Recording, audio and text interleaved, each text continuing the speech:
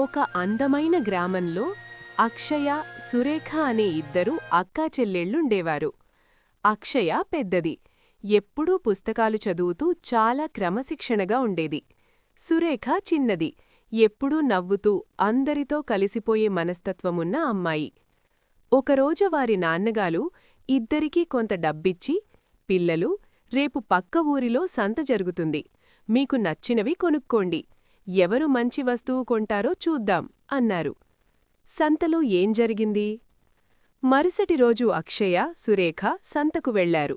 అక్షయ తన దగ్గర ఉన్న డబ్బుతో చాలా అందమైన మెరిసే గాజులు, కొత్త బట్టలు మరియు తనకు ఇష్టమైన తినుబండారాలు కొనుక్కుంది. తన వస్తువులను చూసి తను చాలా గొప్పగా ఫీలయ్యింది. సురేఖ కూడా బొమ్మలు కొందామని వెళుతుండగా దారిపక్కన ఒక ముసలితాత చలికి వణుకుతూ కూర్చుని ఉండటం చూసింది. ఆయన దగ్గర కప్పుకోవడానికి సరైన దుప్పటిగూడా లేదు. సురేఖ మనసు కరిగింది.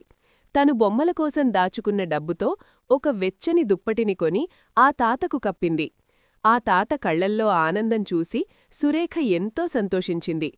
తన దగ్గర ఉన్న మిగిలిన కొద్ది డబ్బుతో ఒక చిన్న పెన్సిల్ కొనుక్కుని ఇంటికొచ్చింది. నాన్నగారి తీర్పు. ఇంటికొచ్చాక నాన్నగారు ఇద్దరినీ అడిగారు, ఏం కొన్నారు అని. అక్షయ తాను కొన్న ఖరీదైన వస్తువులన్నీ గర్వంగా చూపించింది. సురేఖ తను చేసిన పనిని మెల్లగా వివరించింది.